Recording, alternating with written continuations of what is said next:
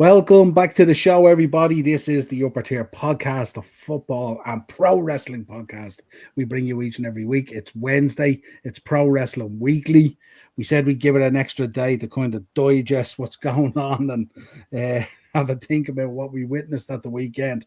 The two boys are back in, Sean Mack and Sean O. Back in, of course, we're going to get a local Rumble breakdown of what went on there. I'm not too sure. I haven't spoke to the boys about this, so I don't know what the reaction is going to be like. But I'm not too sure based on what we spoke about last week and based on what you picked. Don't think kind of like the rest of us for WWE.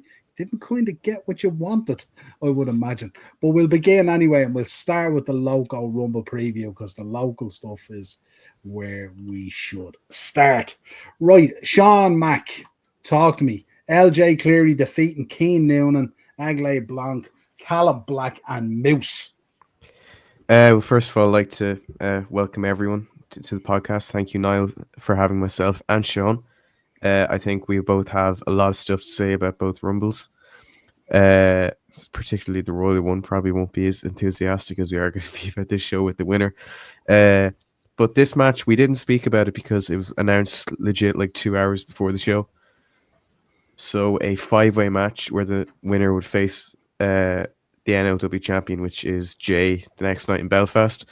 And it was LJ, Keane Noonan, Agley Blanc, Callum Black, and Moose. Callum Black ended up taking the submission here. Unfortunately, was on the wrong end of a lion tamer by LJ Cleary. This is a really fun way to start the show. If you watch this on demand, you will see that Moose gets in the face of a fan to get him hyped on his entrance. That man just so happened to be one of the men on this podcast, one of the Seans, and I'll give you a clue, it was not me. But the match was really, really good high-flying spots, and everyone fitted in really well because Moose is a powerhouse, Callum Black's a powerhouse, Agley Blanc and Keane Noonan are two great high flyers, and LJ, I think he's like an all-rounder. He can kind of do everything, so the styles meshed really well, and this is a really, really enjoyable opener in which LJ, got the win. However, in Belfast the next day, Jay was injured from the Rumble, so I think there's a 4-way. The show's not up on demand yet, so I haven't seen it, but I think there's like a multi-man match or something, but Keane Noonan ended up winning that. So it might be LJ and Keane facing off again, and the winner gets Jay. I don't know what's going to happen, but this was a really good way to kick off the show. Keaton, what's the crack, lads? I'll wait until we chat about the Royal Rumble. I have my notes ready. Keith, he wasn't happy. We were talking on the chat on Monday in the football show, and he said he was not happy with the Royal Rumble. Cool. Sean O, singles match. Grado defeated Ilya Zarkov with the Mammy. Oh, I enjoyed this. We love a bit of Mammy. The OTT fans just love a bit of Mammy. We love booing the shit out of her. It's good crack. I was just watching the local Rumble back today on demand, and I heard a funny quote today, and it was, Mammy is getting dum-dum heat. So she is, which is entirely true. She was getting booed out of the arena. The mic cut out on her, and of course we had to rip the piss out of her for that. It was a brilliant match. Grado came out and the whole crowd was singing and loving it, so into it. And Ilya Zarkov said that if he wins, nobody gets money. So we were all fuming about that. And Grado said if he wins, everybody gets money. So of course the whole crowd were in it for the whole match. They were in it for the long run, and it was an enjoyable match. Of course, Grado ended up winning, thank God, and the whole crowd got money. Me and Sean didn't get any, so off to a great start already. But we'll get him next time, hopefully. Yeah, absolutely. Grado's entrance is one to savour, isn't it? Really, and I tell you, really, really good. Sean, Luke Jacobs defeated Donovan Dijak. This is a brilliant match again. Our side had Luke Jacobs, the other side had Donovan Dijak. So on one side, Dijak was like prime Stone Cold, and then on our side, he was like 2025 Hulk Hogan. I would say so. I don't think Cage Match have it listed, but this was one of 3 money matches. And I was saying all the way leading up to this, I think 3 might be too much, and we'll get into it. Unfortunately, 3 money matches burnt out the crowd. But this was probably my favorite of the 3. Dijak, I think like if you know him as T-Bar or T-Bag, as we were chatting at him, you'd forget how good he can be. And Luke Jacobs, I feel, has been probably one of the biggest standout stars in the UK scene at the end of last year, and I think he's only going to get better this year. Luke Jacobs managed to win in the end, got a sleeper hold on Dijak, and I think like a few seconds, I think Ango said it was blood choke.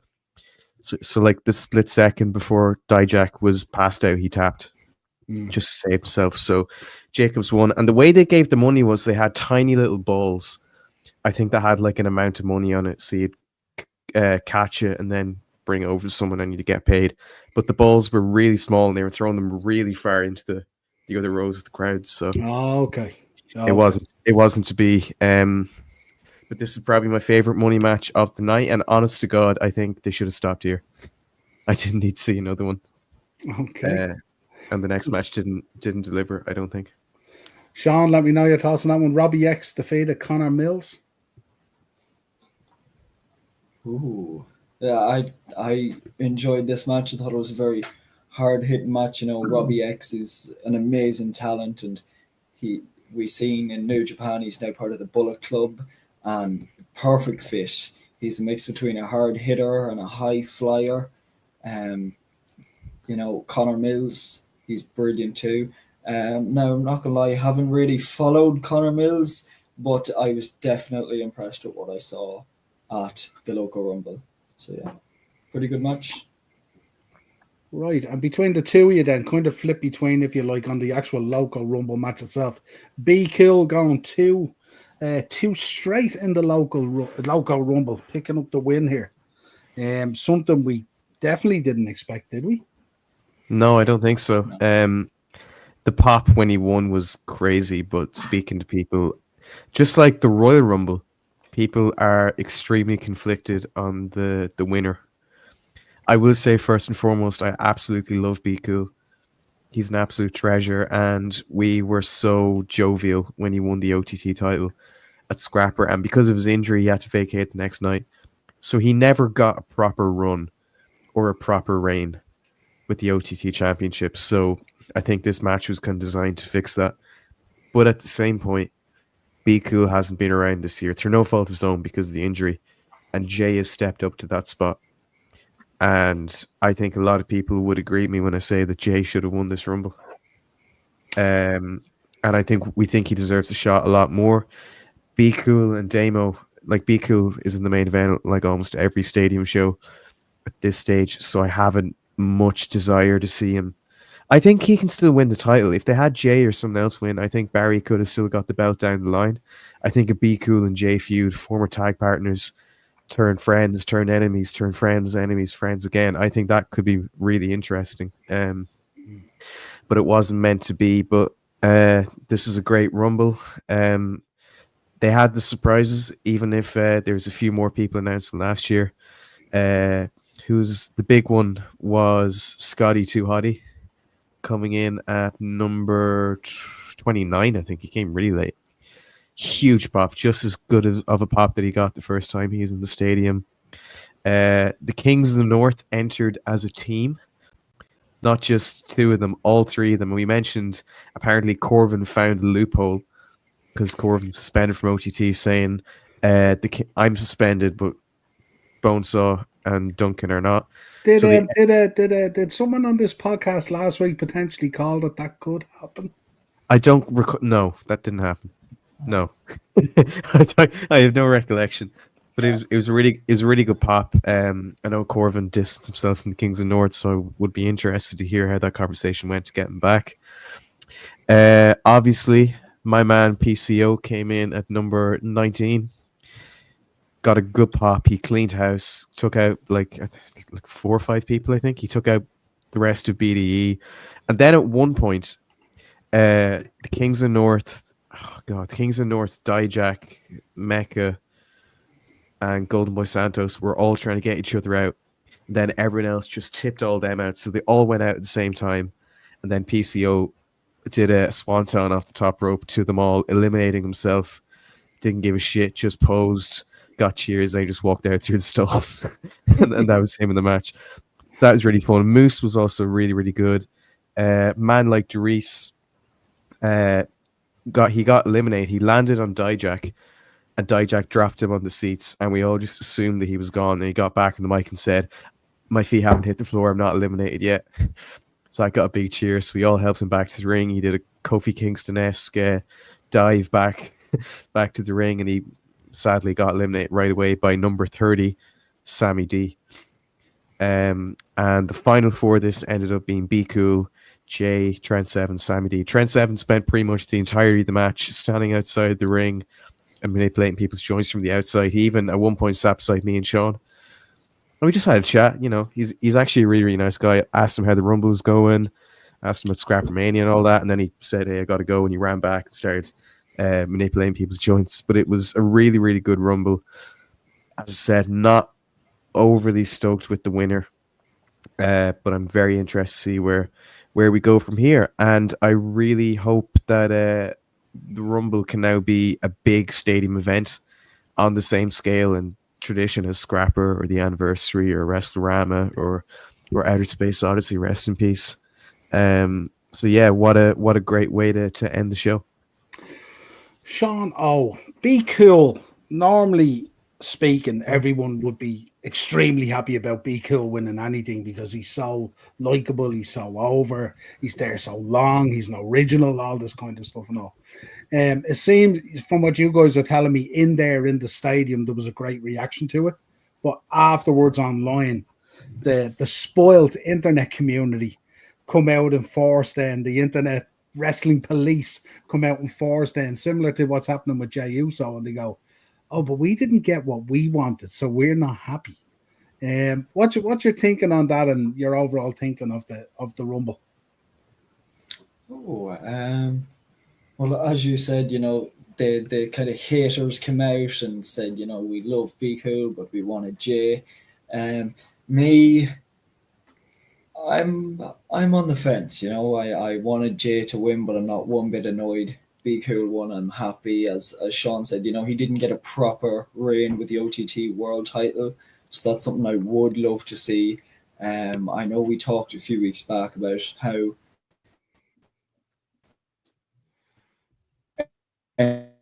entertaining Be Cool is in the sense that he's able to balance being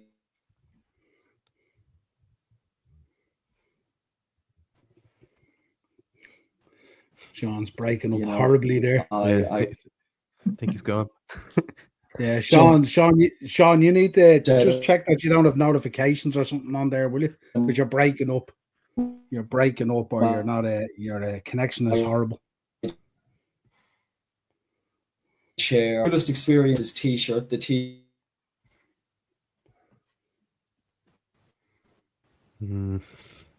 Yeah. Sean, you take over for the moment. Sean Mack. Oh God. Me all right, yeah. Yeah, you're just pausing and you're breaking up there. It's like you might have your notifications still on your phone or whatever it is. So you might be getting stuff in the background there that's affecting it.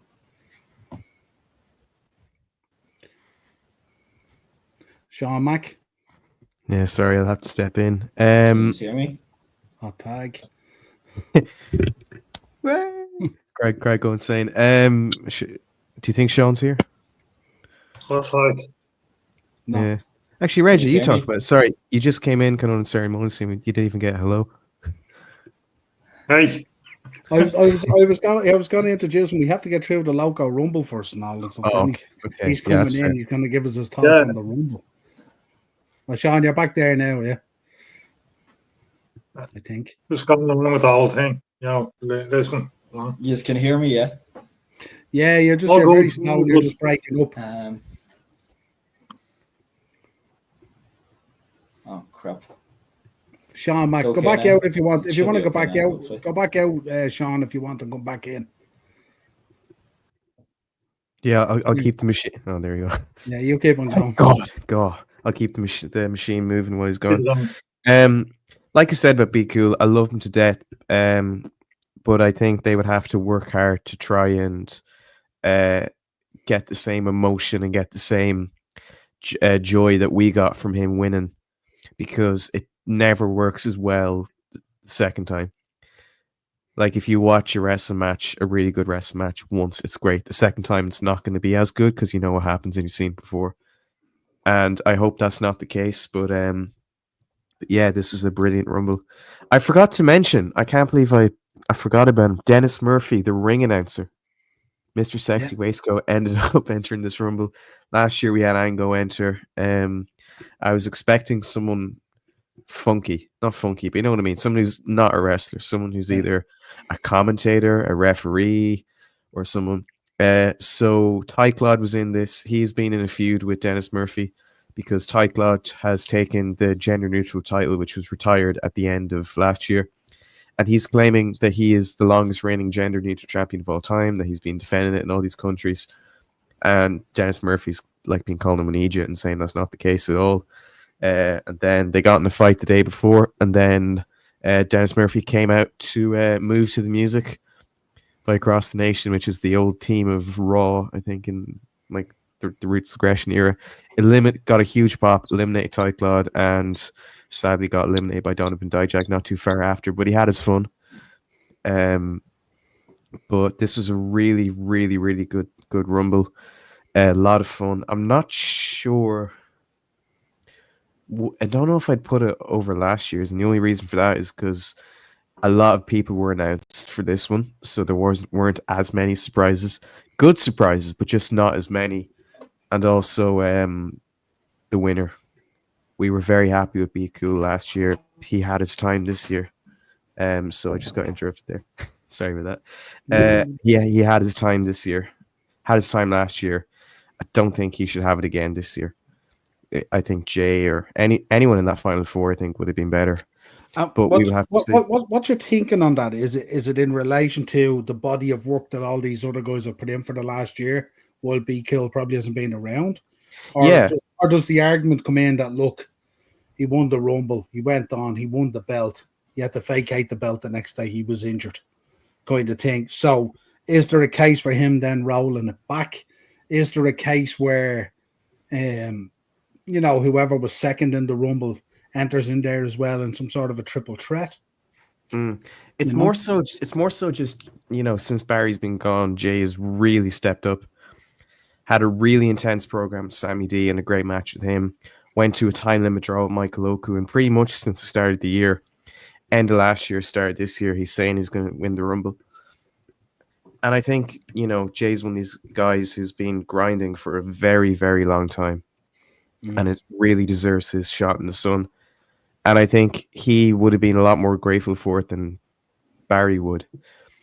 But then Barry's been gone and he's been injured, and that was taken away.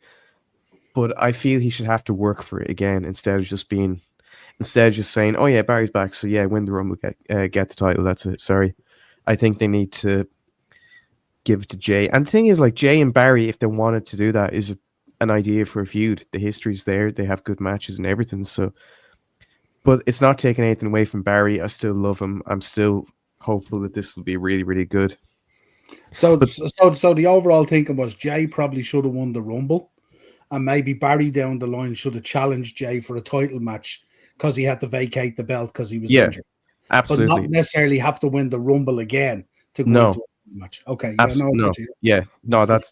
pretty much it. Be Cool, win the title, but just not at this stage. Yeah, Sean, how you're thinking? Now you're back in. So sorry about that. No, yeah, I absolutely love the Rumble this year. As I was saying before, I cut out. It was a special Rumble for me just because I'm a huge TNA fan, huge Moose fan, and he came out at the start of the night wearing his new T-shirt, and he wore it in his entrance to the local Rumble. And when he came out for the local Rumble, took the T-shirt off, threw it into the crowd, and happy days, free T-shirt.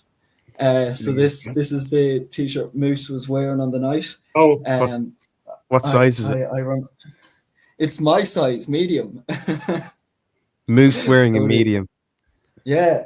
Has to be magic or something. There's no way. No wonder he threw it out into the crowd. It was faith. God was looking down at me that day. I must have went to church or something, you know.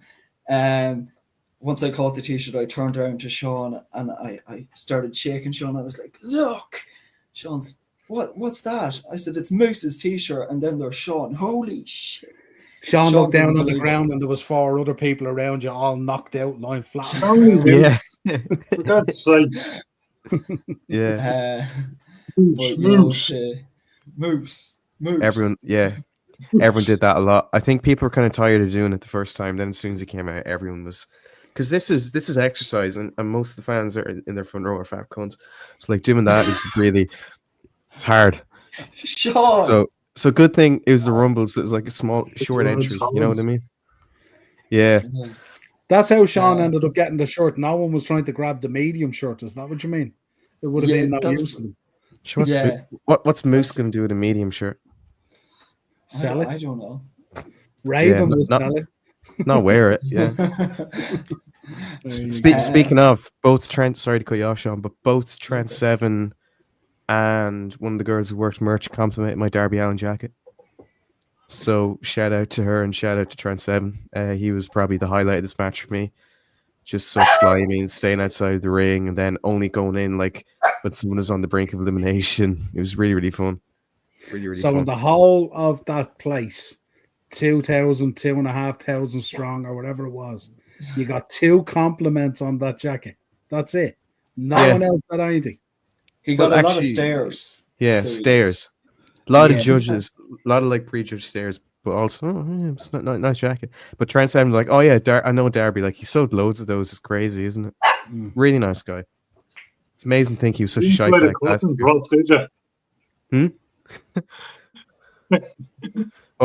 drop. Oh yeah, no, I wouldn't. No. I'm not as brave as you think I am. Right, so I suppose overall coming out of it, some really, really good matches. And overall on the Loco Rumble, maybe the wrong decision could have been done in a different way that might have worked a bit better overall. But overall, good show. Happy? Yeah. Once you enjoy it, that's the main thing. Yeah, absolutely. I will say though, 3 money matches was way too much. There's not too much to say about Eric Young and Damo. I know he skipped over it, but the crowd were burned out from the money matches, I think, by Connor Mills and Robbie X, which was the match beforehand. The crowd were kind of sick of it. And I think if they're to do money matches again, sure, do 1. Don't do more than 1. And if you have to, just do 1. 1 money match per card. That's all. Because they're a lot of fun, but when you do it too much, the crowd don't care about them anymore. And it hurts the crowd, it hurts the match, and it hurts the rest of the card. Because Damo and Eric Young should have been the biggest match, bar the Rumble match, and it just felt like such an afterthought, which is a shame for Damo and a shame for Eric Young, because that was built properly. There's like a proper, perfectly put together video package and promo and everything, but the crowd just on their phones going to get pints and everything. And I seen a highlight package, I think today or yesterday of the show. And you were featured on a Sean Mac. Yeah. I mean, it wasn't hard to spot. Yeah. Part of the reason I wore that was so I can. What I always do is when I'm at these shows, I watch them back and I try to find myself on camera. There's no one else in there wearing a pink shirt or jacket, So, it was a bit loco as well. So, I suppose it had to look the part. We're all going a bit loco. Yeah. Right, gents, for our sins, we have to talk about this Royal Rumble 2025 in the bag. We will start. He's going for the undisputed title. I kind of have a lot more questions coming out of this than I have answers, to be honest. For me, you're just going to keep on saying yeet now all night, are you? Yeet. Yeah. Well, first of all, let's get into it. Let's start. Women's Rumble. Sean O. I don't care what anyone says. The women's rumble will always be my favorite. Any Royal Rumble we have, it will always be my favorite. I love seeing the women showcase, and you know, it was absolutely amazing to see Lyra come out as the women's intercontinental champion. You know, her being from Ireland and representing Ireland, I think it's such an amazing thing. To make it as far as she did, you know, and you know, we all love Chelsea Green. So who doesn't? You know, Who we also probably should have had a got, very good showing. yes, we should have got you to do that, Sean. There, so we should have the Chelsea Green bit. I can't do it justice. You can. No, I can't. I'm under the weather. Coming off the back Oh, of a is that cold, your but even then. excuse? Yeah. No, I sound like this time last night. I sounded like Billy Corgan or something like that. It's that bad, but no, even without, I could never do it justice. Sure. I gotta say, it was brilliant to see Alexa Bliss back after so long, and to see her come back as the character she was when she left. It's like she never skipped a beat, and you know, after coming back from having a baby, she looks phenomenal. So she does, and you know, as I said, she didn't skip a beat. Um, and it was great to see such a big showing of NXT superstars. Especially the women's rumble when you have the likes of Jada Parker and Roxanne Perez, two big stars who have main evented pay-per-views on NXT, both brilliant women. And seeing Nikki Bella back, I remember when the buzzer for entrant 30 hit and everyone's sitting there, oh, it's AJ Lee, it's AJ Lee. I just seen the face on Sean drop when he heard Nikki Bella's music, and he was not impressed one bit. And then there was me up out of my seat doing her little booty turn and everything. And within 5 minutes of the Rumble being over, I had her new T-shirt ready to be ordered, and I loved it. So it is. That's one of those moments, kind of when you're on your own. Ian, Women's Rumble, what'd you think? It was. Jeez. We did. I was saying just bits of piece of it. I wasn't really paying much attention to the rumble, the women's rumble. There was more focus on the men's. Okay. Sean Mack, Women's Rumble. It was all right. As I feared, Charlotte won. The reception to that. I know, like, we talked about people being conflicted about Be Cool win the local rumble. We're gonna talk about people being conflicted. Jey Uso won. I don't think I've seen a single person happy about Charlotte winning the women's rumble. So unnecessary. Didn't need to happen. 29 other women, including like ones I never heard of, who deserve it more. And I think the crowd reaction she got on Raw, which we'll probably get into, showed that it was just a terrible decision that no one's interested in. Yeah, I think with Charlotte, it wasn't a boo just for the sake of it, because it was cemented on Raw then that the Raw crowd weren't happy either.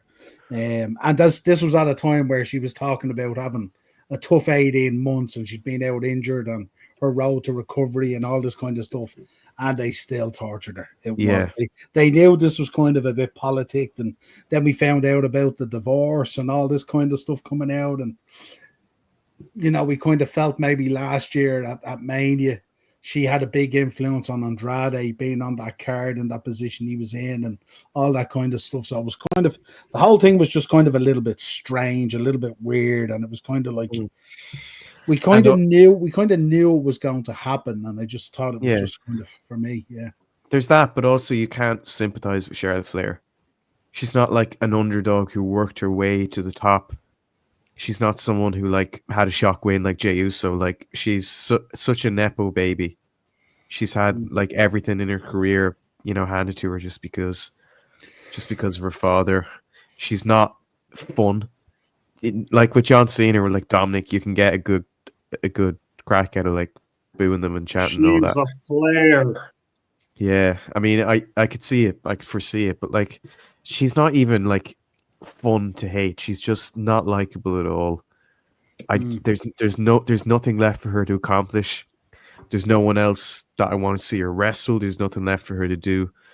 And yeah, I could sadly foresee it was going to happen. Well, I suppose the flip of that is that there's probably people there for her to wrestle if the goal is to elevate those people. Yeah. Because in terms of her Yes. stature in there and being one of those 4 horsewomen and, the women's evolution and the work and everything that went in there and her time down in NXT. And okay, at times, obviously, the father's influence has been there to see and stuff like that. But I don't think she's a slacker in any way. I think she works hard. I think where the problem is, as you said, it's difficult enough to find something that's really likable there. And I think when you're going into a rumble like this, where she hasn't been around for such a long time with the injury and whatever else, it's kind of like there's so many other women there that have worked their backside off for the last 24 months, 36 months, whatever it is, to arrive at that position. And part of the criticism around Charlotte is she just leaves and comes back and immediately gets a title shot. What happened here? Left for months, came back, immediately put in the Rumble and wins. Is going to get a title shot. Will more than likely win that title shot. Yeah, I think the only way they actually flip this is if she goes into a title shot. And I know this is huge speculation. I couldn't see it happening. But if whoever she's in the title shot, she puts them over, then it kind of makes a little bit of sense. But I don't necessarily see that happen as well, because I think she's as much on a hunt for the Outlaws record as Cena is. Yeah. So I don't see that being the case. And isn't it crazy that it took Cena 15 years to get his 16th World Championship, and Charlotte's got like almost just over half of that in less than like 5 or 6 years. The amount of time I've been going to OTT, Charlotte has won like what, 11 or 12? What is it now? Whatever it is, it's too much, but it's ridiculous. And the thing is, Jey Uso has not had a WrestleMania main event, a big WrestleMania main event before. So even though people don't like it, they can get behind it and be intrigued in that. Charlotte has had plenty. She's had her moment in the sun. It's time to give someone else a run. I didn't mean to make that rhyme. I'm no Shakespeare. But No, it's fine. I know exactly where you're coming from, and I think that was the general consensus coming out of it. We all kind of, I think on last week's show, we all said that this is where we thought it was going to go, and we still didn't like how it felt. I think with Jey Uso, I don't think the issue was Jey Uso. I think the issue is if people didn't get what they wanted, it doesn't matter if it was Jey Uso or Jimmy Uso or Joe Hendry or whoever it was, they were going to crap on him because they didn't get what they wanted. So I don't believe what's going on outside. I mean, in the stadiums, the pops are still huge. He's still getting a great response, stuff like that. On the internet, they're not happy and stuff like that. But I think because most people were kind of in camp, they were in Camp Cena or Camp Punk or Camp Drew or whatever it is. And no one really envisaged Jey Uso, especially coming off the back of a World Heavyweight title shot loss. They didn't expect just to arrive in there again and proceed again, and I think that's kind of where it kind of came from. But I don't think it's not a Jey Uso thing, because I think most people are Jey Uso fans. Let's be honest there. Yeah, they're fans, but a lot of people argue with Jey Uso. I said this last week. Once you take away the entrance and the yeet, he's pretty subpar in ring. His match with Gunther at Saturday night's main event was good, but the rest of his singles matches aren't great. And the fact that John Cena's on his retirement tour and everyone thought this was going to be it for Cena to finally win one more Royal Rumble before he's gone, and he just didn't. But then people say, how can you look at Jey and see all those people yeeting all together and on their feet and him selling the merch that he did and say, no, he shouldn't win the Royal Rumble. He shouldn't get a big moment, because he should. And any wrestling match or moment that literally leaves me speechless. Yeah, any wrestling match that leaves me speechless with my hands over my face for like 5 minutes obviously has done something right. And for people complaining, like myself initially, that now because Cena lost the Royal Rumble, he won't win the world title. He's going to enter the Elimination Chamber. He's going to have to actually, and this feels weird coming from someone wearing a Word Life hoodie, he's going to have to work for this retirement tour. It's not just, oh, Cena's going, so we'll be nice and, throw everything's way. He's going to actually have to work and fight and claw to get 17. Yeah. And I really, really like that, but I can understand. But I would say be optimistic. Let Jey have good matches. Let him land. Yeah, let him be serious. Yeah.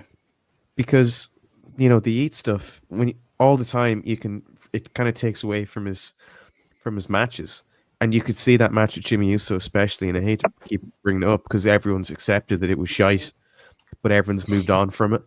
But like, I don't know, because I would assume that Jay is going to be main eventing at least one night at WrestleMania, and he's done that already. But in a tag match, in a singles match, it doesn't intrigue me as much. But we'll have to see. But I'm hopeful that they'll get it right. But if you're going to cost John Cena a third Royal Rumble, you better have a good reason for it. And I wouldn't think they'd do that if he didn't. What did you make, Sean O? What did you make of this story going around that maybe looking at the Cena backstage interview at the presser or whatever it was that they do now, and the talk that maybe an audible was called and that maybe Cena or Punk were supposed to be the guy, but something happened and this was called, because Cena's elimination was kind of weird, wasn't it? It was just a push off the ankle. Yeah. You're in. I feel like it was to get Jey Uso just that bit over. And, nobody expected it, obviously. And I think John Cena's face, kind of speaks for itself. He was definitely playing the role of shocked when he wasn't. He knew rightly. And I feel like, someone backstage definitely said, let's have Jey win it, let's shock the fans. But I kind of wonder, was there that person backstage that maybe thought, I don't know if it's the best idea, I think it would make more sense for Cena to win. But, I'm not mad. I don't hold any grudges. Someone's saying all those sunglasses selling in February and in January and in December, and they said we're onto something here. Something crazy. Confidence. Sean, I wanted confidence. just hang on one second. Sean, hang on one second, will you? Sean, I wanted to get your thoughts. Sean, I wanted to get your thoughts on the tag team match, DIY versus the Machine Guns. My specialty. You know how much I love DIY. I thought it was a good solid match overall. And I love both the Motor City Machine Guns and DIY, of course. I've been following the Motor City Machine Guns in TNA, and when they made the transition over to WWE, I thought, okay, here we go. They'll get Def Rebelled, they'll have a match for a few weeks and then thrown to the back. They might get the tag titles for a short time. But they've done a good job with both teams. I feel like they're really putting a lot of effort into this feud, which I like to see. I like seeing both teams get TV time, and it was a good solid match. And I loved the ending where DIY, of course, retained, and we seen the Street Profits didn't even give DIY a chance to celebrate. They came out and attacked them, and you can see in the photo there they're holding the tag team titles over. So I'm excited for Street Profits and DIY feud. Yeah, four incredible athletes. Along DIY with say whatever it takes. Yeah.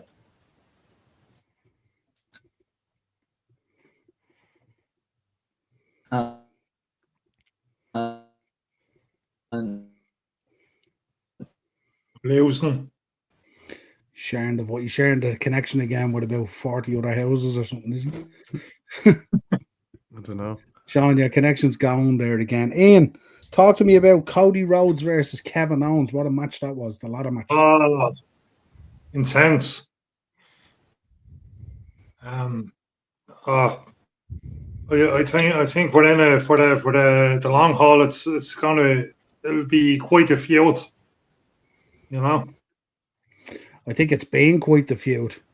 I don't but it's not. It's okay. Surely okay. Sorry, rewind here.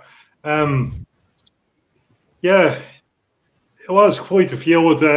So we have this ladder match, but I don't think it stops here. You know, I think it's going to go on for a little bit longer, as far as I'm concerned. Yeah, no, I don't know. He's moving on to Sami Zayn now. I can understand that. The typical fallout matchup after being in decent storylines. All Yeah, roads look, always lead to Sami and KO. you go back to the attitude there. Like Shawn Michaels, he had a Hell in a Cell match. It didn't stop there. That was supposed to be it for him and Taker back in the day. Then he ended up in that casket match. And you're probably thinking, like, how did we get from what we're talking about to, the attitude there? Just the way the business goes. Yeah, it's not going anywhere near the attitude there. Interesting. Keith in. Can we all agree the highlight of the night was seeing Speed getting a spear taken by Braun Breaker? Can't stand that Speed guy. I have to say, props to Speed in taking it. And he took it like a champ as well. And I seen Logan Paul talking about like a boss. He had advised Speed how to take it. And Speed didn't take it properly, but he got absolutely flatlined over and then out of the ring and across the announcer's desk. Obviously, he didn't have to pound it to break the announcer's desk. But he was busted up after it. And like I tell you, if someone turns around to me and go, we want you to do that spot, I don't know whether I'm taking that spear off Braun Breaker. That's like a bus hitting you. Sean Mack, what did you think? Yeah, really brutal. I agree with Keith. I think Speed is a bit of a dose. But it's not his first time in WWE, and he's fearless, and he does anything. And that Braun Breaker spot, Jesus Christ, it looked brutal in real time, and then they slowed it down, and I think like his Braun's elbow ended up like here. It's like all of his weight came smashing down. It was so brutal. Yeah, and I thought it was going to be a wasted spot because Akira Tozawa was really good, and he just got taken out in favor of a comedy spot. But I think it was it was really, really, really good. And Speed, in fairness, like, he made the most of his time. Like, I wasn't watching it live, obviously, I was watching the show, but he was vlogging backstage.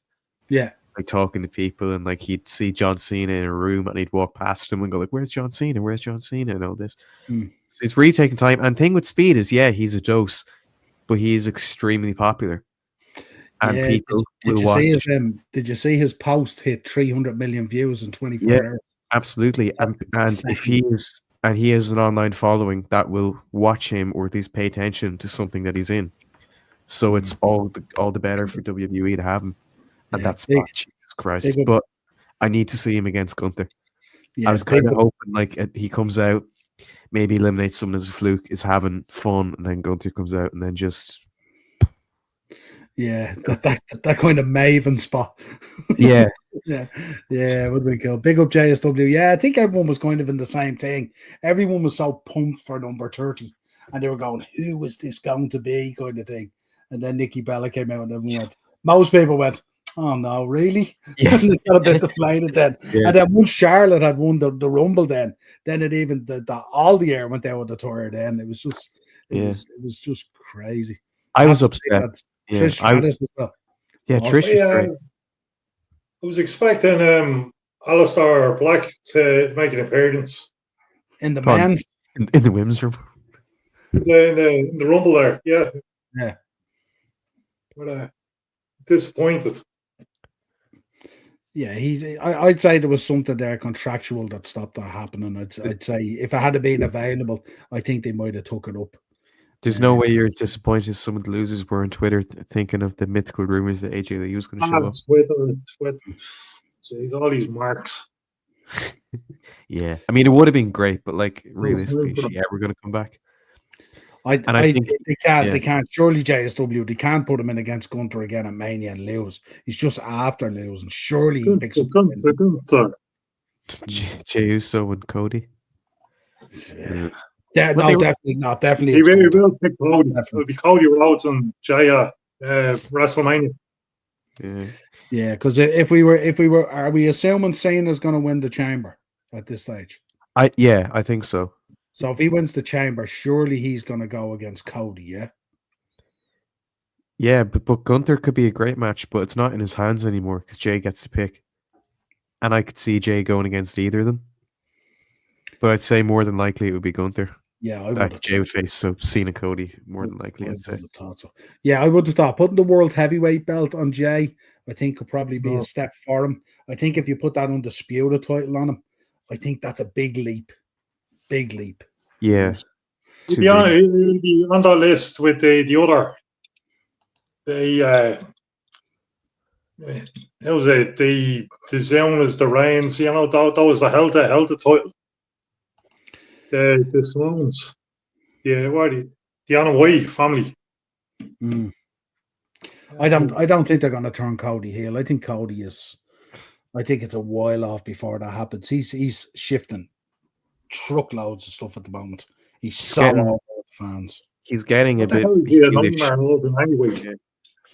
Did you notice he was a bit heelish and a bit arrogant against Kevin Owens though? Like after winning, instead of posing in the ring, he posed over him. Yeah. So I feel he could maybe get a bit more aggressive and a bit more willing to go to lengths that he typically wouldn't go by the time he gets to Mania.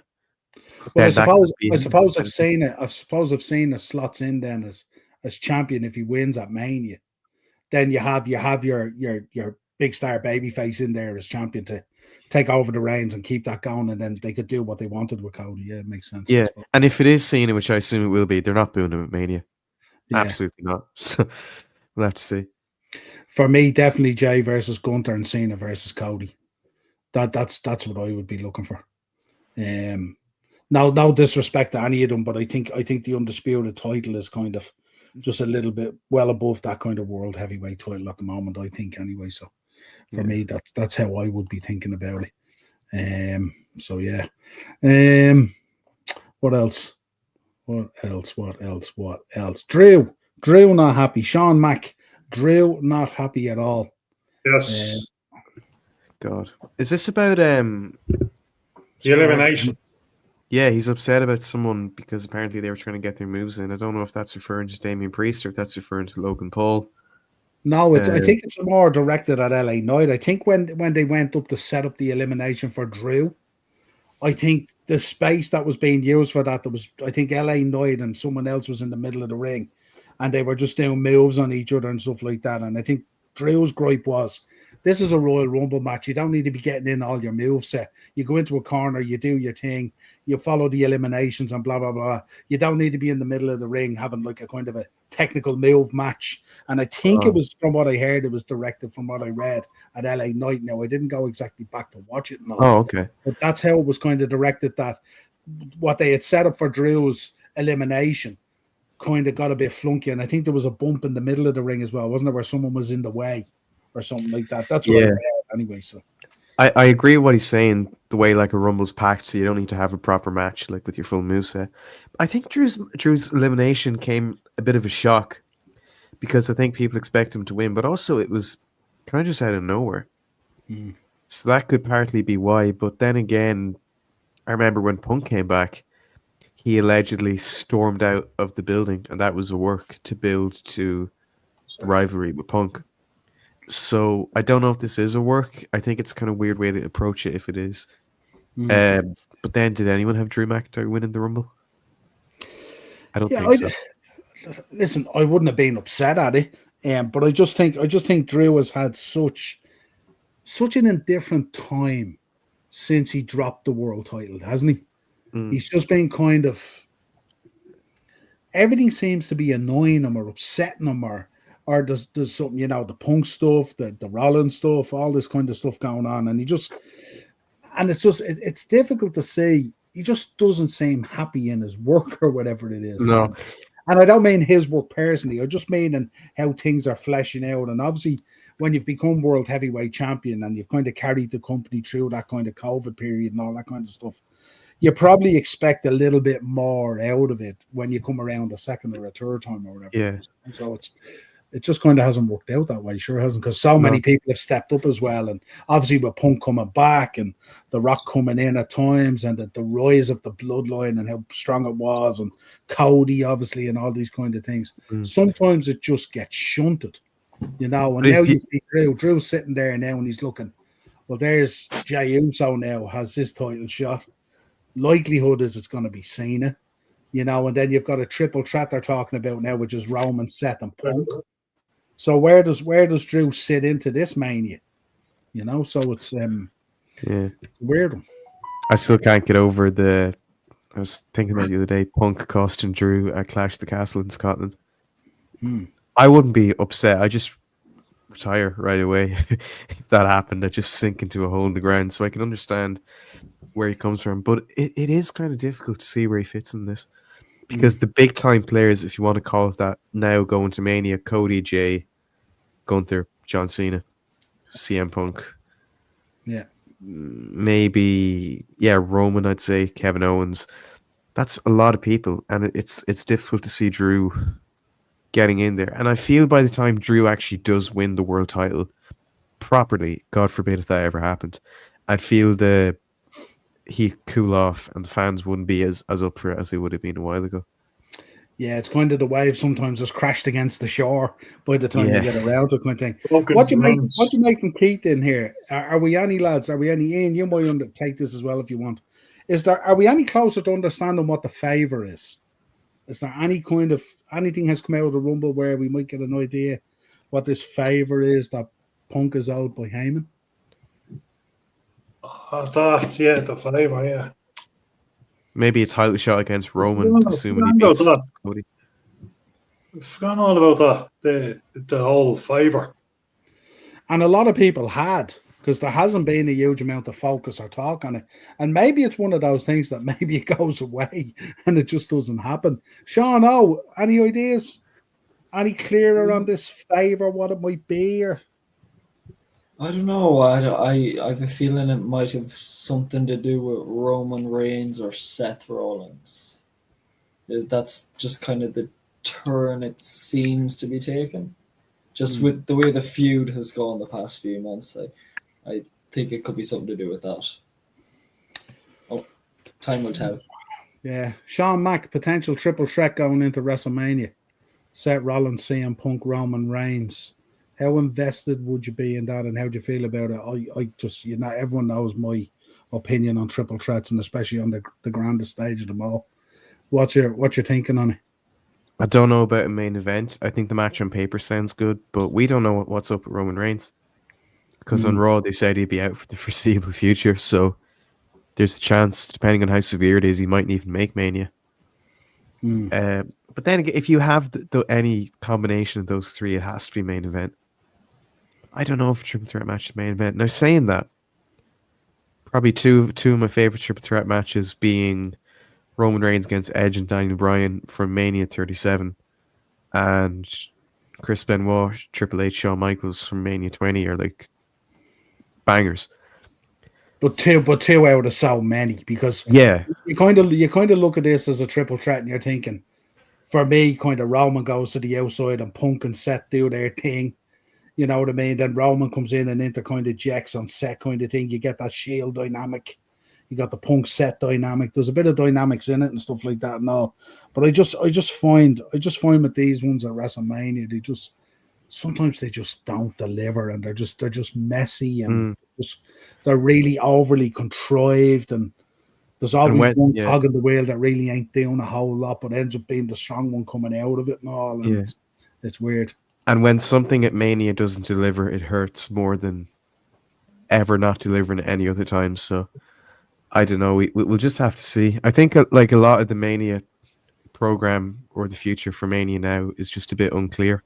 And it could just be because we still haven't recovered from the Rumble, but it's hard to tell. I trust they'll pull it off well, but just like Jey Uso, they have to just consider their options.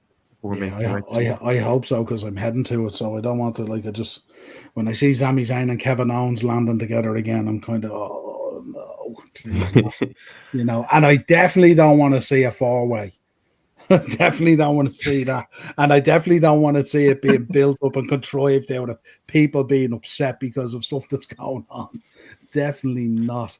But yeah, that's the Rumble really in the bag, to be honest. And it's kind of, it was more questions than answers really coming out of it, So the road to WrestleMania is kind of a little bit disjointed at the moment. And we'll have to figure that out. Yes. quick look back on Raw.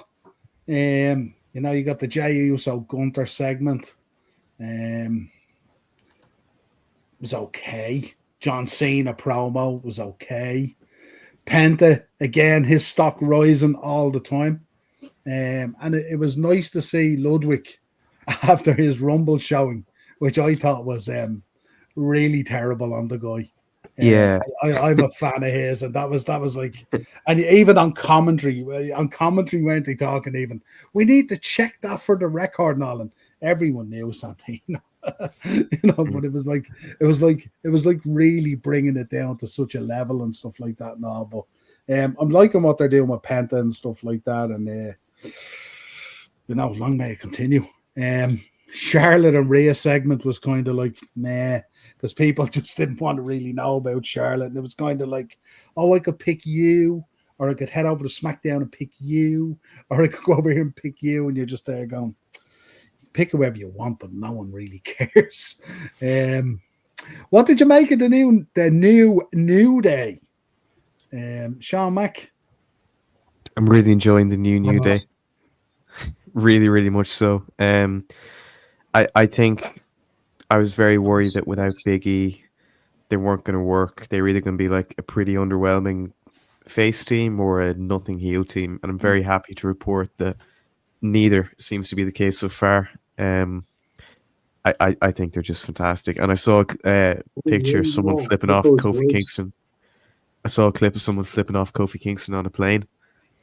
So it seems like the heat is going further than the ring. But this is really good. Rey Mysterio, and I've completely forgotten about the LWO. Rey's the only reason I think it exists. Without Rey, and even with Rey, I think they're just jobbers.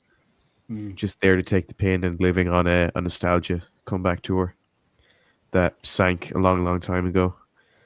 But no, this is a really good match. The New Day continued to disappoint, and I mean that in a good way because they beat everyone that people like. So long may that continue.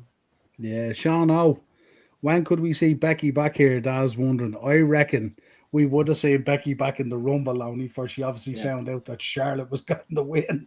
And I'd say that was like, I ain't having any of that. No thanks. So, could we see a situation? This is weird and out of the box thinking and stuff like that.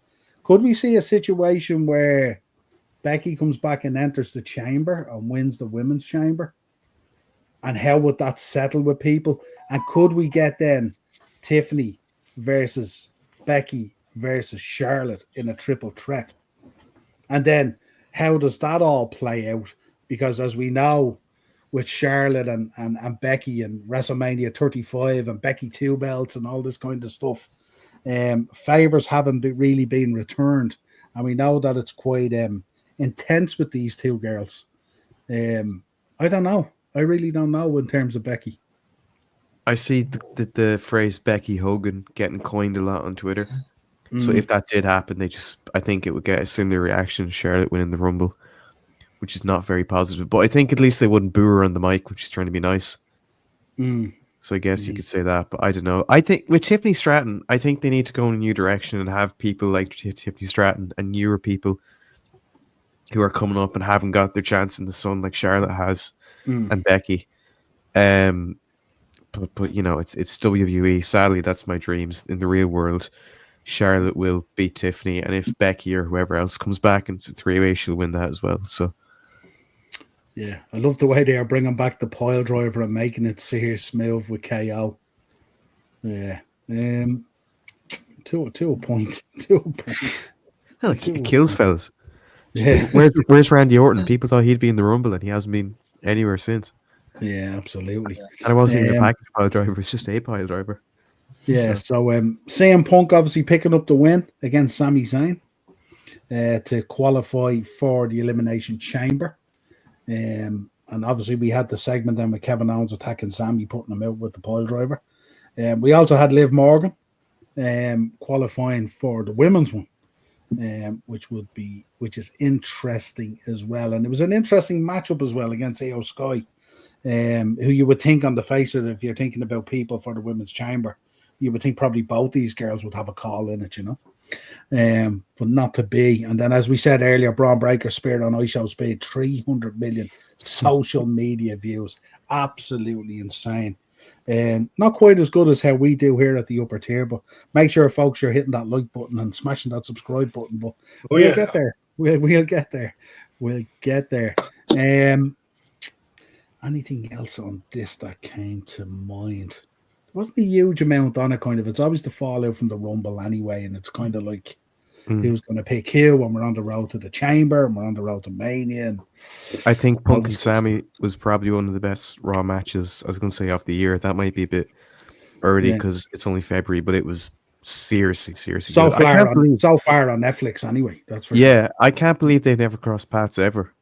Ever, like as Punk or as El Generico or anything like that. So the match totally lived up. It was really proper quality main event. That's like, I think they've set the standard for what the main event should be on Netflix. And Liv, I know we've been saying that she's gone cold. I think this is her best match in a while as well. It does help that she had Io Sky, but also, you know, the dance partner is very important, isn't it?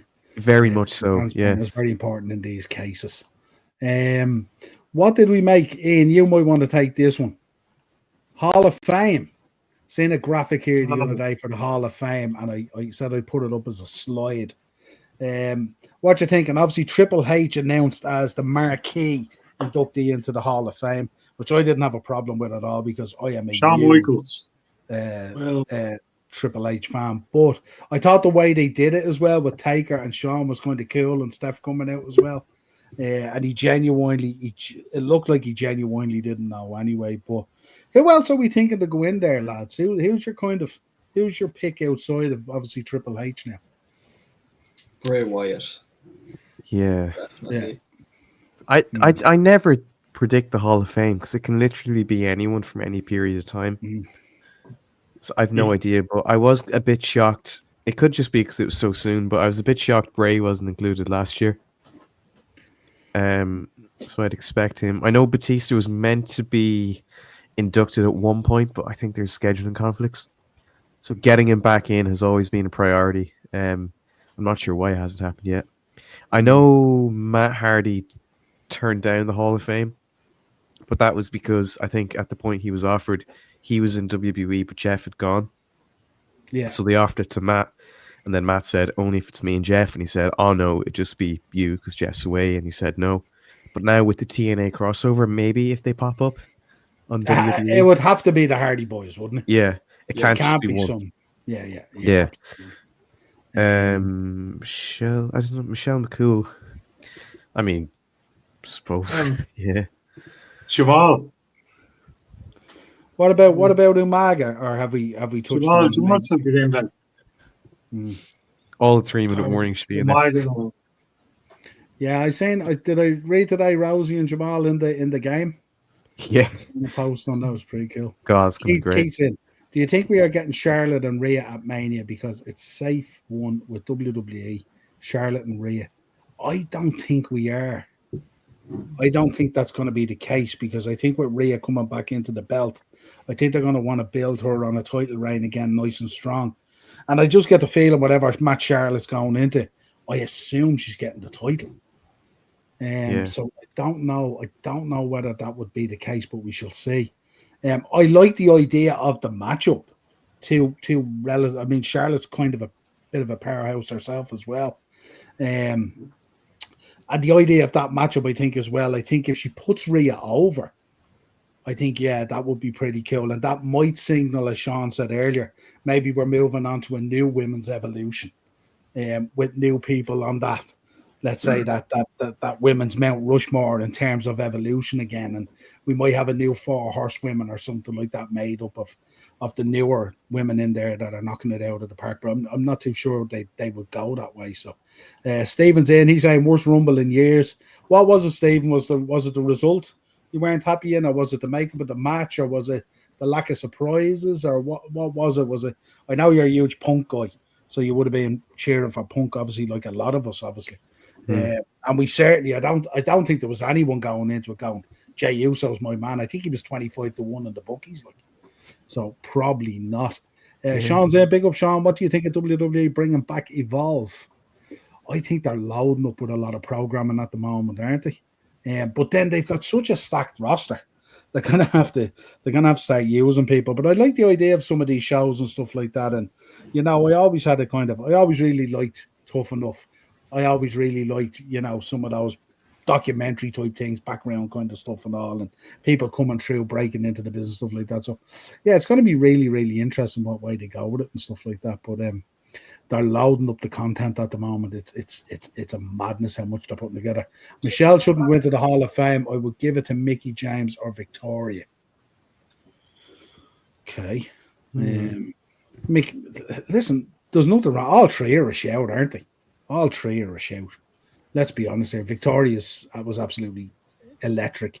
Mickey James was absolutely brilliant. And I suppose with the husband Nick in there on SmackDown and stuff like that, there might be a certain amount of influence in terms of the Hall of Fame and stuff like that. But you wouldn't deny any of the three going in there, to be honest. Highly decorated, brilliant performers, have done it on every stage. Look, all three will eventually end up in there anyway, so it's only a timing thing. Have the Hardys been inducted? No. Not yet. No. Keith in, Jim Cornette needs to go into the Hall of Fame with the Midnight Express. It's well overdue. I don't see it. I don't see it. No. I'm not saying it shouldn't. I wouldn't complain about it in any way. I don't see Jim Cornette coming to an agreement on that. But listen, stranger things have happened. But I remember he was banned from the Thunderdome. I remember when they drew in the Thunderdome, a picture leaked of like the control panel, and I had a thing of pictures of people and said not allowed, and I had like Jim Cornette, Enzo, AEW, New Japan, TNA. So if they don't want him on your screen, I don't know if they'd want him in the Hall of Fame. Yeah. I remember he was there as well. He was on there as well. That kind of goes insane, doesn't it? Yeah. But it'll be interesting to see how the Hall of Fame evolves. Hopefully it'll be a strong one as well, especially a memorable one with Triple H being the marquee inductee, I think so. Kind of important.